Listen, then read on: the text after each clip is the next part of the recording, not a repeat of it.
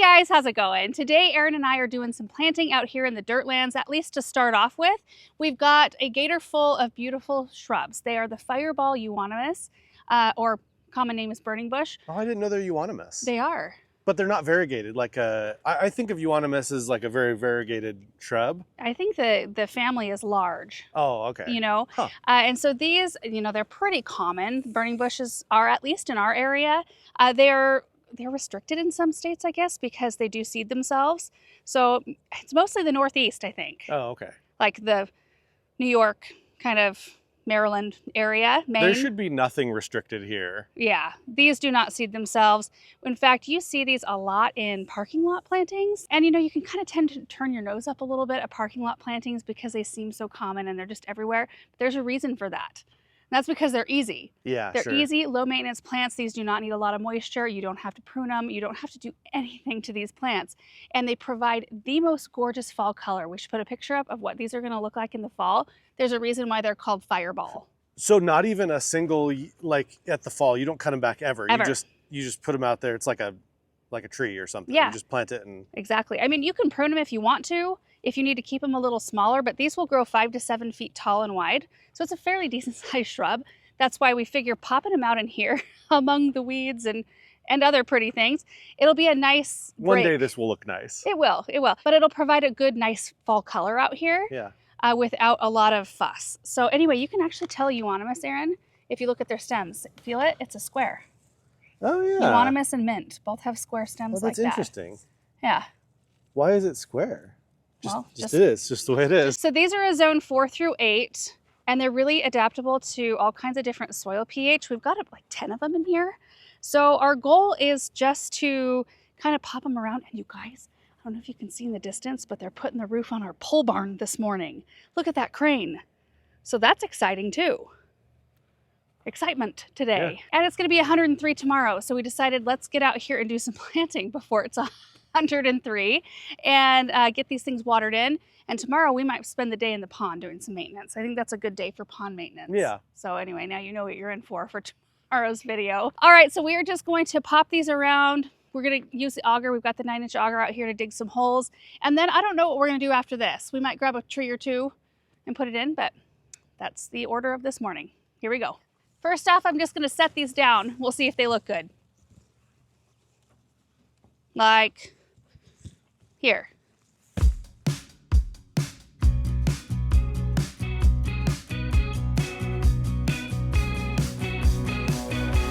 So Erin knew I was going to be planting out here today and offered to come help me because the soil is so hard over here. It's actually not too bad. Oh, really? Yeah, it's pretty light. It's pretty lofty. That's different than... Yeah, at least that one was. We'll see about the rest. Okay.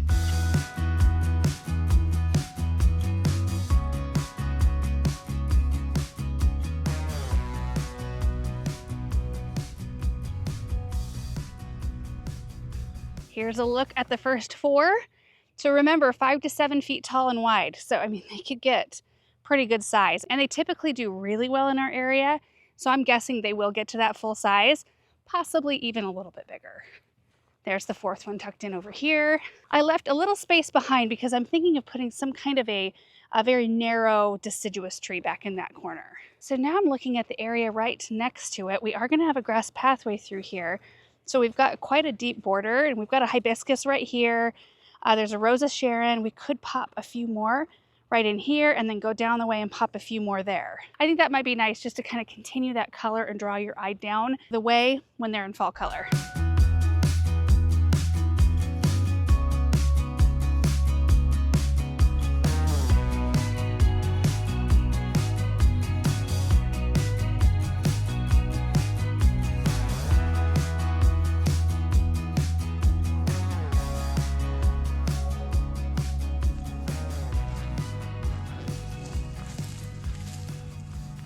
Okay, so for the next 3, we got the one in between the crabapple and the birch tree. Left some space back in there for a larger shrub, like maybe one that gets 10 by 10. Same for this area back here.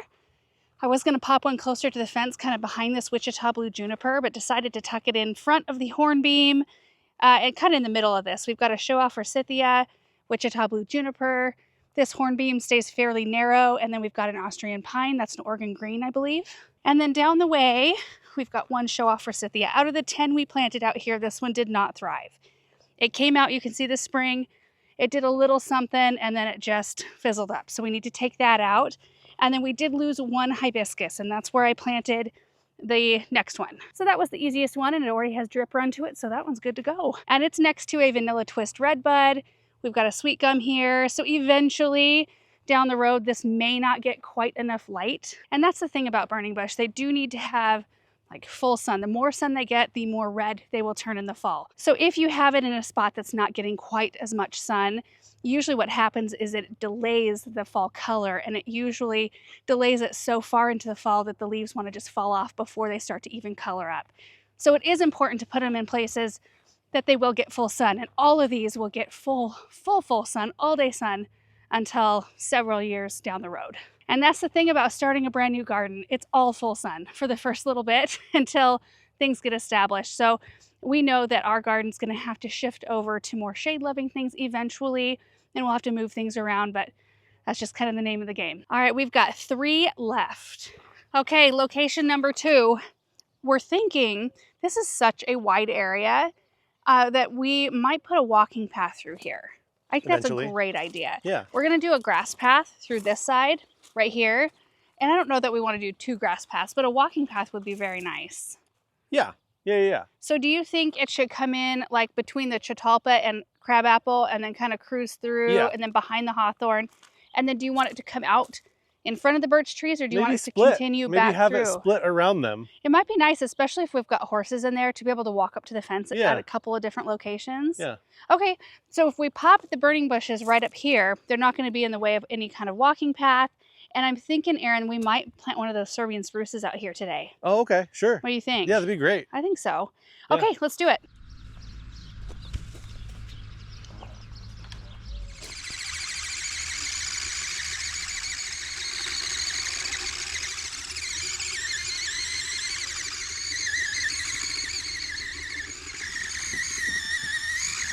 We ran into the hard pan and clay. I don't know, is that the same thing? Is that different? Hard pan and clay? No, like the rest of our stuff is like moon dust. Yeah. When it gets dry, it turns really dusty, and like what we saw as I was going around, you could kind of just see like puffs of dust going around. What about the area by the dumpster? Would you term that's hard pan? That's the same. That's dusty. But it's hard pan. Yeah, but it's like cleachy kind of. I don't know any of the terms, but this is definitely like it's coming off in shards. Yeah, it's clay. Yeah, this is uncommon. I don't usually run into this on our property.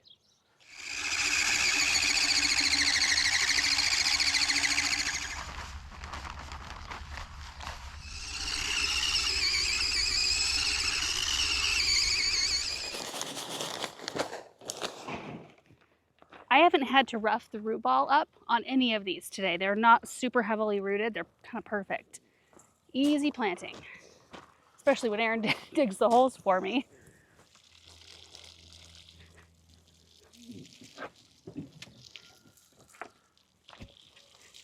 Okay, this trio is in. That's gonna really draw your eye down this way. Even through the pasture, I think you'll see the bright red. Yeah, check out the water pressure on this. We have really good pressure out here, but this is one of the Vigo 130 foot non-high flow reels that I bought. And I mean, if you need to go 130 feet, it's like, well, I'll just take what I can get. Absolutely. It's like, but if you don't need to go 130 feet, I would absolutely not recommend getting a non-high flow. A non-high flow. Yeah. And this is what, to be 130 feet, it's like a half inch. Yeah, it's diameter. like a half inch. Yeah. Yeah. So. It does the job though in areas where you need to go that far, which out here we needed it to stretch. So it works. It waters stuff. Yeah, it's just, you're just out here longer. Yep. Because less is coming out. If I had a normal, hose reel, like a high flow hose, it'd come out really hard. That's another thing. Okay, so Ken told me that some people have been this is a Dram water wand. He told me that some people have been returning the Dram water wands because they think it's defective, but they just have low pressure. And low pressure can be the size of hose you're dealing with, or just, you know, your faucet at your house might be low pressure. But it's not gonna, you know, like this, it's not gonna look good. If you've got something necking down your pressure, it's not gonna come out of the wand like looking good. And it's not the wand's fault. It's not the wand's fault. Right. If you just put enough pressure through it, it'll be totally fine. You can't explain that to people ahead of time before they buy it. Sure. And you just got to deal with the returns. It sucks though, because it's like, Yeah. it's not our fault. And it's not Dram's fault. Right. You know, it's like, you just need better pressure. You know what, though? Water can be one of the most frustrating things to Yeah. try to figure out. Right. It really can be. Look at the roof over there, you guys. Maybe we can hone in on that. Zoom in. Look at that. Oh, it's going to be so nice. It is. Keeping the tractor under cover. Yes. And fertilizers. Uh-huh. Things like that. We've been trying to do tarps, and then the wind blows Doesn't and work. the tarps. Yeah. Yeah, it's a pain in the butt. So having a structure like that, It's going to bring some major weight and definition to this space. it'll be really too. simple. It's just like going to be a gravel floor. Yeah. It's not, there's no power over there. I mean, it's not fancy. Maybe eventually we'll run power out there, but for now it'll just be a simple cover. Yep. Also, my mop top buddleias are doing well. They've been out here now for several days. You can see that Paul ran drip to them. I'm excited to see these next spring. So now we'll have spring color. Whoa. That retracts Oh, fast. see, this is a good example. Look at Oh, yeah? this is my complaint. This is where it kinks right there. See that? There needs to be one of those springy things. Yeah. Like between here and But this. the problem is wherever the springy thing stops, it kinks there. Well, that's why it needs to go all the way to the ball. Maybe, yeah. maybe. But then I wonder if it would just kink after the ball. I don't know. Well, either way, yeah, this is with the 1/2 inch. You need to start a company, Aaron's Hose Reels, and fix all of the issues. Maybe. Well, anyway, I'm excited to see the spring color right here, and then we'll have beautiful fall color over here. Oh, Just so come exciting. back in 5 years. No, we'll see some of it, but we'll see the fall color this year right here. That'll be excellent. Okay, we decided to put at least one of the Serbian spruces that we picked up the other day out here. So we're gonna go pick which one of those we want, and I think we're gonna use the auger on the tractor. Oh, maybe. We'll see. It's like a ball and burlap in the pot. Oh. I can see that it's like all kind of wrapped up in the pot. So anyway, we're gonna go check that out. Everything that we put out here just makes it feel that much more like to the finish, not the finish line, but you know what I mean. A little bit more full. Driving up closer. Do you want to get the tractor and follow me back there? Well, I kind of want to look at it first and Okay. see if we actually need it. All right.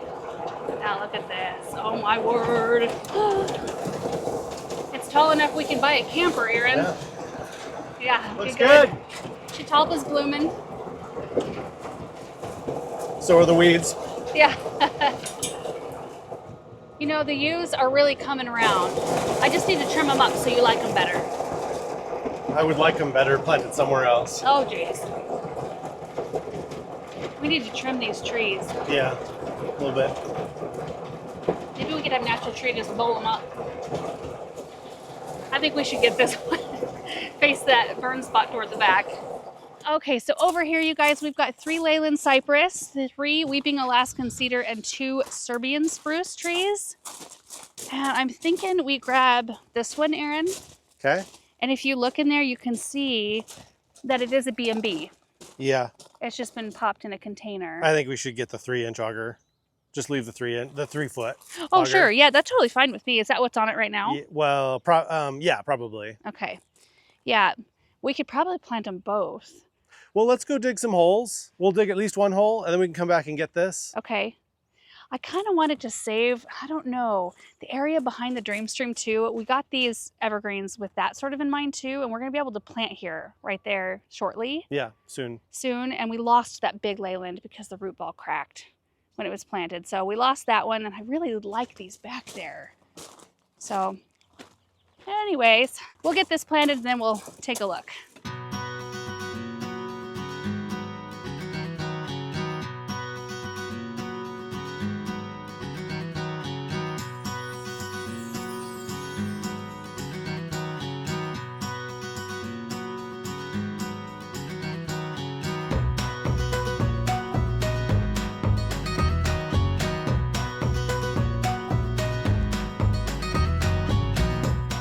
So we decided to put the whole container in the hole, and then we're just going to cut the pot off of it, and hopefully it stays intact.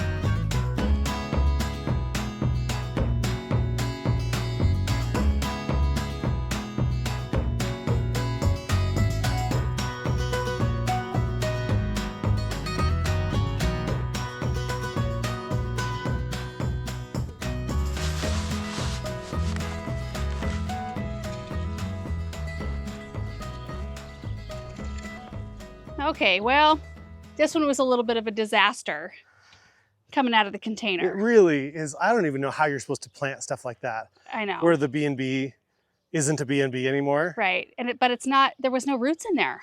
No. Like I didn't even see any roots, so I don't know, you guys. This is gonna be interesting to see what happens. And I do feel like it was too low in the hole, but we couldn't pry it or move it because it would have damaged whatever roots were left. It would have damaged those further. So everybody say a little prayer for this Serbian spruce tree. Hopefully it survives. And hopefully this next one is a lot easier. And I'm also hoping all of those weeping Alaskan cedars that we have back there aren't the same as these. Well, live and learn.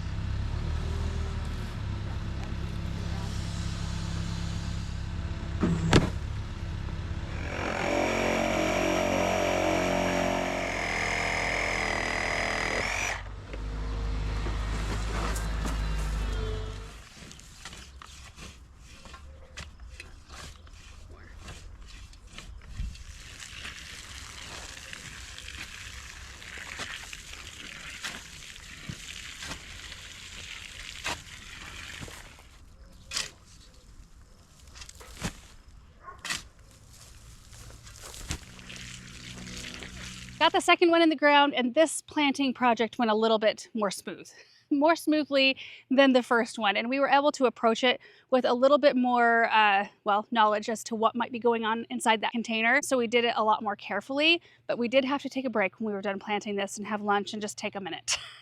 Because my goodness, here we were thinking, oh, it's gonna be easy. We'll just pop these in the ground and we'll be done. Isn't that a pretty tree though? I just love Serbian spruces. This one's called a Berliner, I think. Let me look up the stats on this one. So with this one, instead of popping the whole container in the hole and then trying to cut off the plastic, hold on. I always think I can multitask. Sometimes I can. Anyway, what we did instead was Erin pinched it lower on the container with the pinchers on the Bobcat and lifted it up and left it over the gator just in case, as I was cutting the bottom of the container off, just in case it wanted to fall through. And that went really smoothly. I mean, some soil fell through and stuff, but we were expecting that. And I think he got the pinchers right underneath the root ball, so it was kind of holding it up in the container. Then he brought it over and dropped it in the hole, and we were able to just cut one cut on the pot and then just take the whole thing off, kind of like it was a sleeve.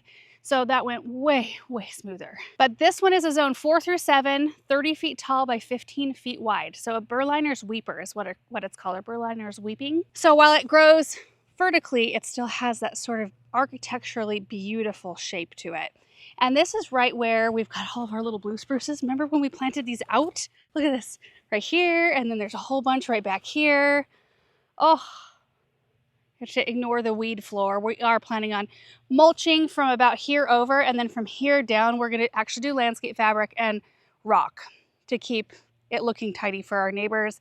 We do not see this slope. I mean, we'll see the spruces when they get taller, but we just need to do something that's more permanent weed control where we don't have to spray it, we don't have to maintain it, and it still looks good for the neighbors, which we only have one neighbor that actually sees part. I don't even know if they see it, to be quite honest, because they're part of the fence over here that's chain link. They have those little like slats in it so you can't see through it. And then this part, they've got real pretty shrubs and stuff. So I don't even know if they see it. Anyway, it makes me feel better. And it will look a lot better. I typically don't like to do rock as a top dress, but back here I think it's gonna make sense to do it that way, because if we did compost, which is what we use as mulch, we'd still have to do weed control back there, and no. I love the bicolor, the green with that silvery blue. It's so pretty. They're gorgeous, gorgeous trees. Okay, one last thing before we're done with today's projects, and I'm gonna go inside and work on something else. Actually working on Samantha's new bedroom. We're moving her to a bigger bedroom that we've been just using as storage kind of throughout the last, 7-8 years. But I need to get the walls painted in there. We got her some new furniture, like a big girl bed and all of that. So I want to start getting that done, and hot afternoon is the perfect time to do that. But I want to go cut some sunflowers. The Pro Cut plums are looking beautiful. Look at these. Look at how gorgeous these are. Pro Cut plums are always the first ones to bloom for us. So they've been in bloom for a little while. I just haven't had a chance to come out here and cut any yet. And I have noticed that a few of these first ones, which I can't remember what variety these are, but they're starting to bloom too. And they are gorgeous. These might be the Gold Light. One thing I love about the Pro Cut series is that they typically don't get quite as massive. They're a single stem sunflower, so you do only get one flower per stem, but they don't have pollen. So you can cut these, bring them inside, and they're not gonna just leave a big pile of yellow pollen wherever you put them. That's kind of nice. And I've got my container here. I think this will be really pretty. So we're just gonna cut a bunch of sunflowers quick.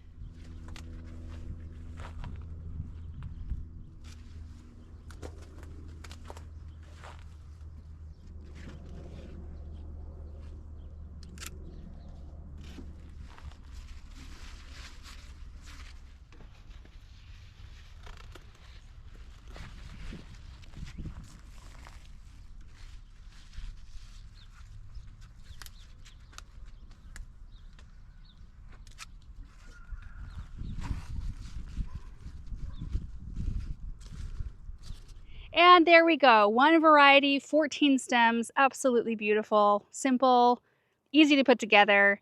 This is gonna be gorgeous inside. And it took less than 5 minutes. That's just the beauty of arrangements like that. One more thing I wanted to show you before we head in is our corn. Look at the corn ambrosia. This is a bicolor sweet corn. And I can't remember the date. We'll have to put it on the screen that we planted this. But look at the tassels. They're absolutely gorgeous. And you can see silks down here. Look at this. The little ears are starting to form up. That's so exciting. Oh, look at that. Oh, I cannot wait. There is just nothing better than sweet corn and tomatoes picked straight from your garden. Those are the two best. And you guys, that is gonna do it for today's projects. It is like 96 degrees right now, so I am ready to go inside and start other projects. And tomorrow, like I said, I think we'll be in the pond to beat the heat. I think it's a perfect project for that. Anyway, I hope you guys are all having a great day. Thank you so much for watching, and we will see you in the next one. Bye.